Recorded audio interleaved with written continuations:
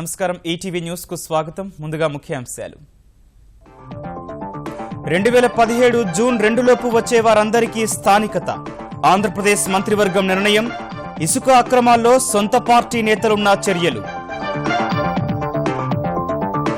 దారిద్ర్య రేఖకు దిగువన ఉండే విద్యార్థుల ధ్రువపత్రాల కుదింపు. ఆధార్ రేషన్ కార్డు ఉంటే చాలని నిర్ణయించిన ఆంధ్రప్రదేశ్ సర్కారు. వరంగల్ ఉప ఎన్నికలకు వేడెక్కుతున్న రాజకీయం. కాంగ్రెస్ తెరాస మధ్య మాటల యుద్ధం. ప్రచార పర్వంపై ఇరు పార్టీ నేతల దృష్టి. తెలుగు రాష్ట్రాల రెవెన్యూ శాఖల్లో అవినీతి కంపు. డబ్బు ముట్టజెబితేనే జరుగుతున్న పనులు. తెలంగాణలో ప్రజల బాధపట్టని అధికారులు. ఆంధ్రప్రదేశ్ రెవెన్యూ విభాగంలోనూ లంచాల దందా. ఏటా 1000 కోట్లు మింగుతున్న సిబ్బంది. మళ్లీ సర్వే కంప్యూటరీకరణే పరిష్కారమంటున్న నిపుణులు. హాస్య నటుడు కొండవలస లక్ష్మణరావు కన్నుమూత. అస్వస్థతో నిమ్స్కు తరలిస్తుండగా మృతి. దిగ్భ్రాంతి వ్యక్తం చేసిన తెలుగు చిత్ర పరిశ్రమ. అసహనంపై కాంగ్రెస్ మరో నిరసన. ర్యాలీగా వెళ్లి రాష్ట్రపతికి ఫిర్యాదు చేయనున్న సోనియా, రాహుల్. విపక్షం తీరుపై భాజపా ఘాటు విమర్శలు.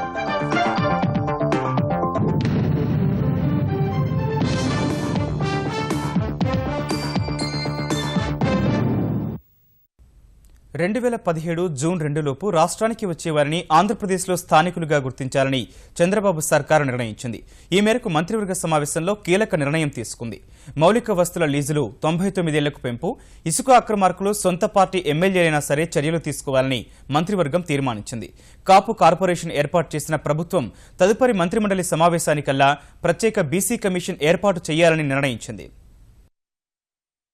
విజయవాడలో సుదీర్ఘంగా సమావేశమైన ఆంధ్రప్రదేశ్ మంత్రివర్గం కీలక నిర్ణయాలను తీసుకుంది. దాదాపు 100 కోట్లతో కాపులకు ప్రత్యేక కార్పొరేషన్ ఏర్పాటు చేసింది. బీసీలకు అమల్లో ఉన్న రిజర్వేషన్లకు అవరోధం కలగకుండా కాపులకు రిజర్వేషన్ కల్పించేందుకు ప్రత్యేక కమిషన్ ఏర్పాటుకు నిర్ణయించింది. కర్నూలులో ఉర్దూ విశ్వవిద్యాలయం, కడపలో మౌలానా అబ్దుల్ కలాం ఆజాద్ జాతీయ విశ్వవిద్యాలయం శాటిలైట్ క్యాంపస్ ఏర్పాటు చేసేందుకు ఆమోదం తెలిపింది. వచ్చే ఏడాది జూన్ 2 లోపు ప్రభుత్వ ఉద్యోగులు అమరావతికి వచ్చి తీరాలని, ఇందులో ఎవరికీ మినహాయింపు లేదని స్పష్టం చేసింది. తాత్కాలిక సచివాలయంగా గన్నవరం సమీపంలోని మేధా టవర్స్ వినియోగించాలని నిర్ణయించింది. 2017 జూన్ లోపల ఎవరైతే వస్తారో వాళ్ళందరికీ నేటివిటీ ఇబ్బంది లేకుండా చేయడానికి నిర్ణయించుకున్నారు. ఆల్రెడీ చెప్పారు. యాక్చువల్గా 2017 లోపల ఎవరు వచ్చినా వాళ్ళకి నేటివిటీ విషయంలో ఎటువంటి ఇబ్బంది లేకుండా వచ్చే లోపల మ్యాక్సిమం వచ్చేటట్టు చూడమన్నారు. జూన్కి యాక్చువల్గా ఏంటంటే అందరూ వచ్చేటట్టుగా, అందరూ ఎంప్లాయీస్ ఇక్కడికి వచ్చేటట్టుగా 2 కమిటీలను కూర్చొని డిస్కస్ చేసి వాళ్ళు ఇక్కడికి వచ్చేందుకు మౌలిక వసతులన్నీ ఏర్పాటు చేయమన్నారు. జూన్ లోపల వాళ్ళందరూ వచ్చేటట్టుగా చూడమని ఈరోజు సీఎం గారు చెప్పారు. ఇసుక విషయంలో అధికార పార్టీ ఎమ్మెల్యేలు, నేతలు సహా ఎవరు అక్రమాలకు పాల్పడినా కఠినంగా వ్యవహరించాలని మంత్రివర్గం నిర్ణయించింది. పర్యవేక్షణకు సీనియర్ ఐఏఎస్ లేదా ఐపీఎస్ అధికారిని నియమించే అంశంపై వచ్చే సమావేశంలో నిర్ణయం తీసుకోనుంది. అన్ని రీచెస్ లోనూ సర్వేలెన్స్ కెమెరాలు, సీసీటీవీ కెమెరాలు పెట్టి ఈ మానిటరింగ్ సిస్టమ్ని టైట్ చేయమని ఆదేశించారు. ఎవరైతే ఈ యొక్క శాండ్ విషయంలో మాఫీగా చేస్తారో వారి మీద పీడీ యాక్ట్ కూడా అప్లై చేసేటట్టుగా నిర్ణయం తీసుకోవడం జరిగింది. కందిపప్పు 140కి మించి అమ్మకుండా చర్యలు చేపట్టాలని మంత్రివర్గం నిర్ణయించింది. మినుము, పెసర పంటను ప్రోత్సహించేందుకు వీలుగా మద్దతు ధరకు అదనంగా 1000 రూపాయలు ఇవ్వాలని ఆంధ్రప్రదేశ్ మంత్రివర్గం నిర్ణయించింది. జనవరి నుంచి హెల్మెట్ తప్పనిసరి చేస్తున్నట్లు తెలిపింది. హెల్మెట్ నవంబర్ మాసం మొత్తం అవేర్నెస్ తీసుకురావాలని, డిసెంబర్లో ఇంప్లిమెంట్ చేయాలని, జనవరిలో స్ట్రిక్ట్గా అంటే డిసెంబర్లో కూడా ఫైన్స్ అక్కడక్కడ వేయటం, ఎందుకంటే ఒక అవేర్నెస్ తీసుకురావడం జరుగుతుంది. జనవరి నుంచి స్ట్రిక్ట్ గా ఇంప్లిమెంట్ చేయడం జరుగుతుంది. రెవెన్యూ శాఖలో జారీ అవుతున్న 67 రకాల ధ్రువపత్రాలను కుదిస్తూ నిర్ణయం తీసుకుంది. ఇన్కమ్ సర్టిఫికేట్ గాని, క్యాస్ట్ సర్టిఫికేట్ గాని, బర్త్ సర్టిఫికేట్ గాని, నేటివిటీ సర్టిఫికేట్ గాని, ఇవన్నీ కూడా ఆధారు, రేషన్ కార్డులు అన్నీ ఉంటాయి కాబట్టి ఏ సర్టిఫికేట్ అవసరం లేకుండా బిలో పవర్టీ లైన్ వారికి ఫ్రీ చేయటం జరిగింది. 430 ప్రభుత్వ మద్యం దుకాణాలను తిరిగి లాటరీ పద్ధతిన కేటాయించాలన్న నిర్ణయానికి మంత్రివర్గం ఆమోదాన్ని తెలియజేసింది. అమరావతికి వస్తే 2 హెచ్ఆర్ఏలు ఇవ్వాలంటూ ఉద్యోగులు చేసిన వినతిని తిరస్కరించిన మంత్రివర్గం గతంలో హైదరాబాద్ లో వారికి కేటాయించిన స్థలాల్లో గృహాలు నిర్మించుకునేందుకు 60 కోట్లు రుణమివ్వాలని నిర్ణయం తీసుకుంది. తెలుగు రాష్ట్రాల రెవెన్యూ శాఖలో అవినీతి పెచ్చుమీరిపోయింది. మనిషి పుట్టుక, మరణం, పింఛను, భూమి, కులం, మతం, పాసు పుస్తకాలు, పరిహారాలు వంటి ఏ అంశమైనా రెవెన్యూ శాఖదే కీలక భూమిక. అలాంటి రెవెన్యూ శాఖలో కింది నుంచి పై స్థాయి వరకు లంచం లేనిదే ఏ పని జరగడం లేదు. నిబంధనల ప్రకారం నిర్దేశిత గడువు, రుసుము అనే మాటలు గోడ ప్రకటనలకే పరిమితం కాగా ఏటా 100 కోట్ల రూపాయలను తెలంగాణ ప్రజలు తమ అవసరం నిమిత్తం రెవెన్యూ సిబ్బందికి సమర్పించుకుంటున్నారని ఈటీవీ ఈనాడు పరిశీలనలో తేలింది. భూమి సంపాదించుకోవడం కంటే సదరు భూమి రికార్డులు సంపాదించుకోవడం తెలుగు రాష్ట్రాల్లో గగనమైపోతోంది. భూములు సహా కీలకమైన రంగాలకు సంబంధించిన పత్రాలు ఇచ్చే రెవెన్యూ విభాగంలో అవినీతి పెచ్చుమీరడమే ఇందుకు ప్రధాన కారణం. పహాణీ నుంచి పట్టాదారు పాస్ పుస్తకం వరకు సర్వే, రికార్డుల్లో మార్పులు చేర్పులు ఏదైనా సరే వేల రూపాయలు సమర్పించుకోవాల్సిందే. నిజాయితీగా పనిచేసే ఉద్యోగుల సంఖ్య చాలా స్వల్పంగా ఉంటోంది. పాసు పుస్తకాల్లో సర్వే నంబర్లను నమోదు చేసి అంతర్జాలంలో పొందుపరచకపోవడం వల్ల రైతులు ఇబ్బంది పడుతున్నారు. భూకొలతలకు చలాన్ కట్టినా సర్వేయర్లు కార్యాలయాల చుట్టూ తిప్పించుకుంటూనే ఉంటారు. మీ సేవ కేంద్రాల్లోనూ ధ్రువపత్రాలకు నేరుగా డబ్బు వసూలు చేసి రెవెన్యూ సిబ్బందికి ముట్టజెబుతున్నారు. అలాంటి కేంద్రాల నిర్వాహకుల వద్దకు వెళ్తే పనులు త్వరగా జరుగుతున్నాయి. నా జమీన్ నాకు రాసి ఉండే సార్ అని అడిగినాను. అడిగితే నువ్వు అవతలికి నడిచి మాట్లాడి ఇటుకలు నడుస్తావేం సంగతి, ఇస్తాపో వస్తుంది, అదే వచ్చినప్పటికి ఇస్తాపో అంటాడు సార్. విఆర్ఆ కూడా అసలు పోతే అంతే ఎక్కడికి వెళ్ళి లంచాలకు ఇది అయిపోతుంది సార్. మొత్తం ఇక్కడ నింగంపేట మండలం ఎకరం భూమి అది నేను సంపాదించింది కాదు, మా ఏ సంపాదించింది. నువ్వు కలెక్టర్ దగ్గర పో, నువ్వు ఆర్టీఓ దగ్గర పో, నీ భూమి నేను చేయపో, లేకపోతే కొలువాలపో, శివారంతా కొలువాలపో, సర్వేతో నేను కట్టి ఫీజు కట్టి తెచ్చుకోపో. నా భూమి నాకు ఇప్పుడు మళ్ళీ మాఫీకి కాకపోతే ఎదురు డబ్బులు కట్టి నేను మాఫీ చేయించుకునే పరిస్థితి ఏర్పడ్డది. అప్పుడు ఆరోగ్యం తిరగలేక వీళ్ళ చుట్టూ. ఎకరన్నర భూమి ఉన్నది నాకు. ఇంతవరకు ఇక్కడ విఆర్ఓకు కూడా అప్లికేషన్ పెట్టినా, ఎంఆర్ఓకు అప్లికేషన్ పెట్టినా, ఏది పానకెక్కేమో అని. అదరకు ఒక మేడం ఉండే కల్పల మేడం, ఆమె ఒక 400-500 తీసుకున్నది, ఆమె కూడా వేయలే. ఇక్కడ దొరలు ఇంట్లో పెట్టింది మీటింగ్ పెడితే అందరూ ఒక లైన్ పడి ఒక 20-30 మంది 100 మంది దాకా పైసలు పెట్టింది ఉడాయించింది. ముడుపులు ఇవ్వలేదంటే పని పూర్తవుతుందన్న ఆశ వదులుకోవాల్సిందే. మ్యూటేషన్ కు 2 నుంచి 10,000, భూ రికార్డులో తప్పుల సవరణకు 2,000, పట్టాదారు పాస్ పుస్తకం కోసం ఎకరానికి 3 నుంచి 5,000 ముట్టజెప్పాల్సిందే. గ్రామీణ ప్రాంతాల్లో టైటిల్ డీడ్ కు 4, పట్టణాల్లో 5,000 సమర్పించుకోవాలి. 1B రికార్డుల్లో పేరు నమోదు కోసం ఎకరానికి 3 నుంచి 5,000 వసూలు చేస్తున్నారు. పట్టాదారు, అనుభవదారుల కాలంలో నమోదుకు 1,000 నుంచి 2,000. ఇద్దరు రైతులు సరిహద్దు వివరాలున్న సర్వే పత్రాలు ఇచ్చేందుకు 10 నుంచి 15,000కు లంచమివ్వాల్సి వస్తోంది. కుటుంబ సభ్యుల ధృవీకరణ పత్రాల జారీకైతే ఏకంగా 10 నుంచి 15,000. భూమి విలువ ధృవీకరణ పత్రాల కోసం భూ విలువలో 10% లేదా 20,000 వసూలు చేస్తున్నారు. ఇలా రెవెన్యూ సిబ్బంది వైఖరితో విసిగి వేసారి ఆత్మహత్యకు ప్రయత్నించిన వారు ఉన్నారు. సార్ లాస్ట్కి ఏమంటారు సార్, నా భూమి అయితే ఇది ఈ విధంగా గురి అయింది, మీరే న్యాయం చేయాలి పెద్దలు, మరి ఎట్లా సార్ అని చెప్పేసి నేనంటే, ఏందయ్యా నేనేం చేస్తాం, మేము చెప్పేది ఏముంది, నీకు అంత ఇది ఉందా ఏమన్నా, మరి ఏం సార్ ఇది అంత తిరుగుడు కంటే మరి ఏమన్నా దాగి సచ్చిందినా ఏమని అంటే, సస్తే నా కోసం దస్తావు సావా అని చెప్పేసి అనగానే ఇక అది ఒక్కటే గుండె చెదిరి కుప్పగూలేసిన సార్. ఇక పైసలు ఇప్పుడు ముందే తెలుసు కదా వాళ్ళకి ఫారెస్టా పట్టభూమి అనేది తెలుసు కదా. తెలిసినాకనే సర్వే చేసిండ్రు, చూపెట్టిండ్రు, దున్నిచ్చిన తర్వాత మరి ఇప్పుడు అది ఫారెస్ట్లకు పోతుందయ్యా ఇట్లా అన్నాడు. నాకు 3 ఆడపిల్లలు ఉన్నారు, మరి వాళ్ళకు ఎంత పుణ్యం అనిపిస్తుందో ఆ పెద్దలకు వాళ్ళకే తెలియాలి సార్. ఎకరం 20 గుంట సర్వే చేసి నా భూమి నా అద్దులు చూపించండి అని చెప్పినా కానీ నాకు చూపించలేదు. కలెక్టర్ ఆఫీస్ నుంచి కూడా లెటర్ వచ్చినా మీరు పట్టించుకుంటూ చేస్తలేరు అని ఇట్లా నేను మాట్లాడేసరికి చెవులు మూసుకుంటున్నాడు. మొత్తం నడవమన్నాడు, నడిచి మాట్లాడు అని చెప్పేసి అందరి ముందరనే ఎలగొట్టేస్తుండు. ఘోరంగా తిరుగుతున్నాం సార్. అసలు ఈ భూమి గురించే తిరుగుతున్నా, ఆఫీస్ చుట్టూ మొత్తం పని చేయకుండా ఏం చేయకుండా తినకుండా పట్టించుకుంటలేరు మొత్తంకి. తెలంగాణలో చివరిసారిగా 1940లో సర్వే జరిగింది. వాస్తవానికి 3 దశాబ్దాలకో మారు ఈ పని చేయాల్సి ఉంటుంది. సుమారు 75 ఏళ్లుగా సర్వే జరగని ఫలితంగా లక్షల మంది సతమతమవుతున్నారు. రికార్డులు ఇష్టారాజ్యంగా మార్చేస్తున్నా పట్టించుకునే నాదుడు లేడు. వీఆర్ఓ నుంచి తహసీల్దార్ వరకు అంతా ఎవరికి తోచినట్లు వారు మార్పులు చేర్పులు చేస్తున్నారు. వేల మంది పహాణీల కోసం తహసీల్దార్ కార్యాలయాల చుట్టూ తిరుగుతూనే ఉన్నారు. నాన్న పేరు మీద ఉన్న 5 ఎకరాల భూమి లాస్ట్ ఇయర్ 2014లో పహాణీ దించితే 5 ఎకరాలు వచ్చింది. ఈ ఇయర్ పహాణీ దించడానికి పోతే అందులో 4 ఎకరాల 18 గుంటలే వస్తుంది. ఇంక ఎకరం ల్యాండ్ వస్తలేదు. ఇట్లా మేడం ఏంది అని ఎంఆర్ఓకి అప్లికేషన్ పెడితే చేస్తామని చెప్పింది. 2 సార్లు అప్లికేషన్ ఇచ్చిన, ఇంతవరకు ఆ ల్యాండ్ మీ సేవలకు ఎక్కలేదు. బ్యాంకుకు పోతే మొత్తం లాస్ట్ ఇయర్ ఎంత వచ్చిందో పహానీలా ఇప్పుడు అంత వస్తేనే లోన్ ఇస్తాము, లేకపోతే ఇవ్వము అని చెప్పి మాట్లాడుతున్నాం. అవినీతిలో అగ్రస్థానం రెవెన్యూదే. 6 నెలల కాలంలో వచ్చిన అవినీతి ఫిర్యాదుల్లో 3వ భాగం రెవెన్యూ శాఖకు సంబంధించినవే. రికార్డుల నిర్వహణ సరిగ్గా లేకపోవడం, క్రయ విక్రయాల సమయంలో తగు జాగ్రత్తలు తీసుకోకపోవడం వంటి అంశాల కారణంగా తలెత్తే భూ వివాదాలు అవినీతికి రాచబాటలు పరుస్తున్నాయి. ఆంధ్రప్రదేశ్ కూడా ఇందుకు ఏమాత్రం మినహాయింపు కాదు. ఒక్కో పనికి ఒక్కో రేటు కట్టి వసూలు చేస్తున్న రెవెన్యూ అధికారులు డబ్బు ముట్టచెప్పలేని బడుగులు ప్రాణాలు తీసుకుంటున్నా మారడం లేదు. అవినీతి నిరోధక శాఖ అధికారుల దాడుల్లో అత్యధికంగా పట్టుబడుతున్న వారు రెవెన్యూ శాఖ సిబ్బంది అయినా పరిస్థితిలో మార్పు రావడం లేదని ఈటీవీ ఈనాడు ఆంధ్రప్రదేశ్లో చేసిన పరిశీలనలో తేటతెల్లమైంది.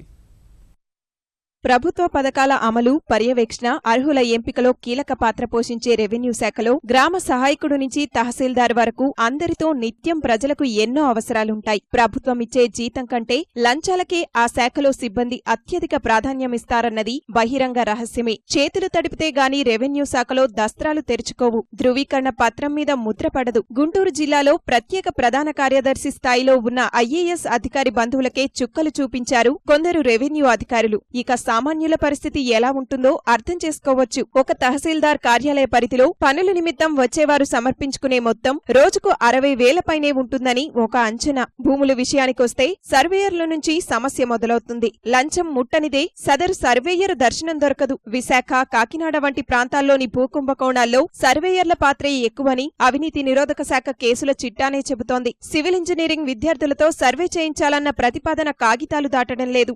నేను 6 నెలల నుంచి తిరుగుతున్నాను పొలం ఆన్లైన్కి ఎక్కడానికి. ఇంకా ఒకటే నెంబర్ ఎక్కలేదు, తిప్పుతూ ఉన్నారు. మేము 10 years అయింది పొలం కొని. 3 సంవత్సరాల నుంచి తిరుగుతున్నానండి సర్వేర్ కోసం. సర్వేర్ చలాన్ కట్టా, 1 సంవత్సరం వల్ల తిప్పుకొని ఒకసారి వచ్చి కొలిచిండు. సస్పెంట్గా కొలవల, మళ్ళీ జిల్లా సర్వేరుకి పెట్టిన. జిల్లా సర్వేరుకి పెట్టి ఇప్పుడు 3 నెలలు సార్. 3 నెలల నుంచి తిరుగుతూనే ఉండా. ఇవాళ వస్తానంటాడు మా ఐటీడీ, రేపు పొద్దున్నే నాకు కుదరలేదు, నాకు ప్రోగ్రామ్ ఉందని అంటాడు. ఇక్కడ వచ్చేసి ఆన్లైన్లో ఫాదర్ పేరు కరెక్ట్గానే ఉంది, ఆయన ఫోటో ఉంది. రెండో పాస్బుక్లో వచ్చేసి ఆధార్ కార్డు నెంబర్ మార్చేశారు, వేరే వాళ్ళు పెట్టారు. ఈరోజు మేము దీని గురించి కొన్ని సంవత్సరాల నుంచి తిరుగుతున్నా ఈ పనులు చేయలేదు. మేము ఆఫీసుల చుట్టూ తిరగలేక వీళ్ళ బాధలు మేము పడలేక మేము ఆగిపోయి ఉన్నాం. రెవెన్యూ శాఖ ప్రహసనంగా మార్చేసిన మరో అంశం మ్యూటేషన్. భూమి యాజమాన్య హక్కుని కొనుగోలుదారు పేరిట మార్చే ఈ వ్యవహారంలో కొర్రీలు వేసి సొమ్ములు గుంజుతున్నారు. నిబంధనల ప్రకారం 30 రోజుల్లో మ్యూటేషన్ చేయాల్సి ఉన్నా తమ చేతిలో అడిగింది పడే వరకు ఏదో సాకుతో తిరస్కరిస్తున్నారు. నకిలీ పాస్ పుస్తకాల బాగోతం రెవెన్యూ శాఖకు మాయని మచ్చ. అనంత జిల్లాలో బయటపడిన నకిలీ పాస్ పుస్తకాల వ్యవహారం అసలు రైతులకు ఎన్నో ఇబ్బందులు తెచ్చిపెట్టింది. ఉండే భూమికి మాకు కనిపించలవద్దు, అది కూడా కనిపించడానికి వీళ్ళకు 76 రూల్ అడుగుతారు. వస్తే ఒక్కరు జవాబు ఇవ్వరు, రేపు మాపు అని అట్లే తిప్పుతానే ఉన్నారు. డబ్బు ఇచ్చి కూడా ఎక్కించినాం, అయినా కూడా మా పని వాడు చేయట్లేదు, సరిగ్గా చేయలేదు. మేము రిజిస్టర్ అయిన భూమి మీద వాళ్ళ దొంగ పాస్బుక్లు మంజూరు చేసుకొని క్రాప్ లోన్ చేసుకున్నారు సార్. ఇప్పుడు అడిగితే ఆ పాస్బుక్ బయటకు రావాలా, పాస్బుక్ బయటకు వస్తేనే ఆ పాస్బుక్ రద్దుపరిచేక అయ్యేది అంటని చెప్పి ఎంఆర్ఓ సార్, వీఆర్ఓను, ఆర్ఐ వీళ్ళంతా చెప్తా ఉన్నారు సార్. పాస్బుక్ బయటకు రావాలంటే మాతో ఆ లోన్ క్లియర్ చేస్తేనే కదా పాస్బుక్ ఇచ్చేది, బ్యాంకులో ఇవ్వరు అని చెప్పి మా ఆఫీసుల చుట్టూ తిప్పుతున్నారు సార్. కడప జిల్లా నందలూరులో మక్బూల్ అనే పేద రైతు పట్టాదారు పాసు పుస్తకం కోసం ఆత్మహత్య చేసుకున్నాడు. రోడ్డున పడ్డ ఆయన కుటుంబం ఇప్పటికీ కార్యాలయాల చుట్టూ తిరుగుతూనే ఉంది. లంచం తీసుకొని ఎట్లా చేసింది సార్, మా ఇంటైనా చనిపోయింది సార్. 4 లక్షలు అడిగినా సార్, నా దగ్గర లేదు అంత డబ్బు. నాకు బాకీలు అప్పులు ఎక్కువ ఉన్నాయి సార్.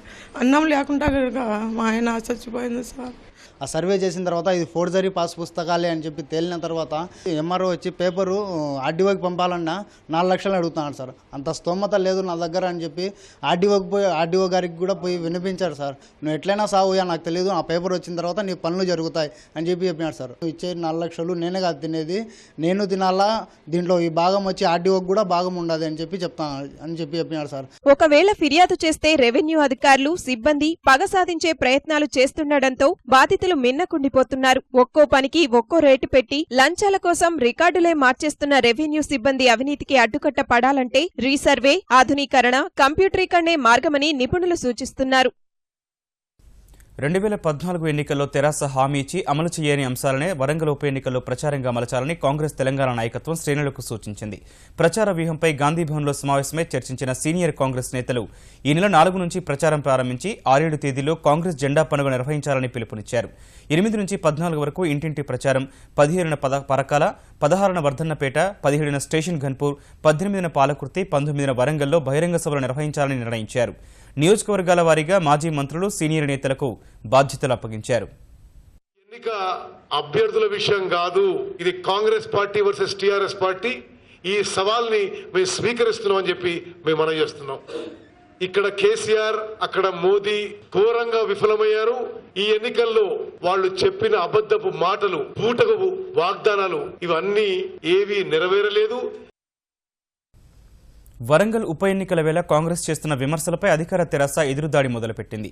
తెలంగాణ సర్కార్ ఎదుర్కొంటున్న ప్రస్తుత సమస్యలకు కాంగ్రెస్దే బాధ్యతని తెరాస ఆరోపించింది.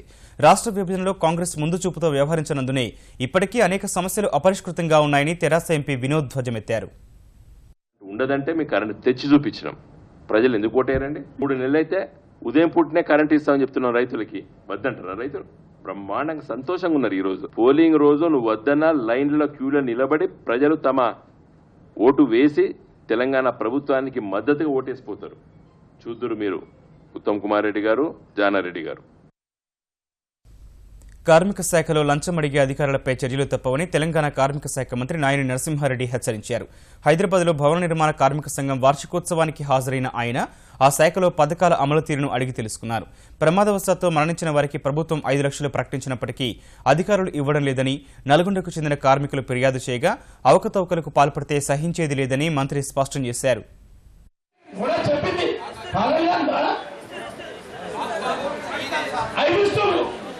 వాళ్ళు 2 ఇస్తే నీకు 5 ఇస్తున్నారు. ఎవరా చెప్పింది?